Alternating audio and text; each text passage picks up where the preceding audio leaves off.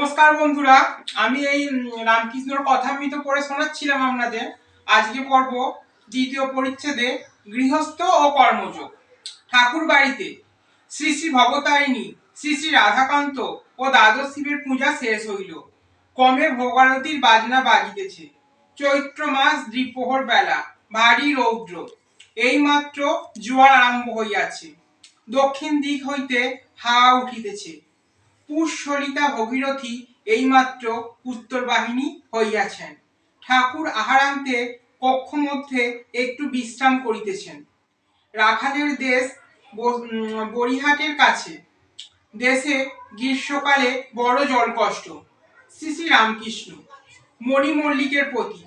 দেখো রাখাল, বলেছিল ওদের দেশে বড় জলকষ্ট, তুমি সেখানে একটা পুষ্করিণী কাটাও না কেন? তাহলে তো লোকের উপকার হয়।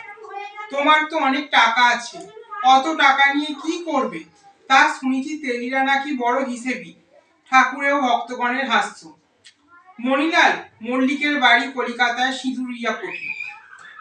সিঁদুরিয়াপটির ব্রাহ্ম সমাজের অধিবেশন তার বাড়িতে হয়।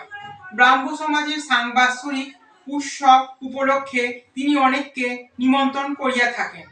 ঠাকুর শ্রীরামকৃষ্ণকেও নিমন্ত্রণ করিয়া থাকেন।